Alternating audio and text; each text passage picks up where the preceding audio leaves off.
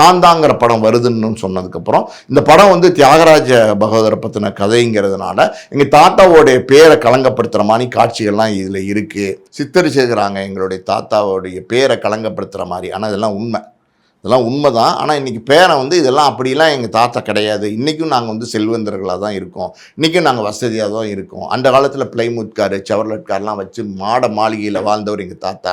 அவரோட பேரை களங்கப்படுத்துகிற மாதிரி இன்றைக்கி வந்து அந்த படம் காந்தாங்கிற படத்தை எடுத்திருக்கிறாங்க அப்படிங்கிறது வழக்கு தொடுத்திருக்கார். சென்னை நீதிமன்றத்தில் வழக்கு தொடுத்திருக்கார். அந்த வழக்கை விசாரித்த நீதிபதி வந்து இதுக்கு வந்து பதில் சொல்லணும், யார் தயாரிப்பு நிறுவனமும் துல்கர் சல்மானும் அந்த படத்தினுடைய இயக்குனரும் இதுக்கு பதில் சொல்லணும் அப்படின்னு சொல்லிட்டு எல்லாருக்குமே நோட்டீஸ் அனுப்பிச்சிருக்காங்க. ஸோ அந்த வழக்கு அடுத்து வந்து பார்த்திங்கன்னா நவம்பர் 18ஆம் தேதி தள்ளி வச்சுருக்காங்க. இதுக்கு நடுவில் வந்து இந்த படம் வந்து நவம்பர் 14ஆம் தேதி ரிலீஸ் ஆக போகுது. ஸோ அதுக்கு படத்துக்கு ரிலீஸ்க்கு தடை பண்ண மாதிரி தெரியல, வழக்கினுடைய விசாரணை தான் தள்ளி வச்சுருக்காங்க. ஸோ அது என்னவா இருக்கும் அப்படின்னு நமக்கு தெரியல, பொறுத்திருந்து வழக்கு எப்படி போகுதுன்னு தான் பார்க்க முடியும். ஸோ இதுதான் இந்த கதையினுடைய சாராம்சம்.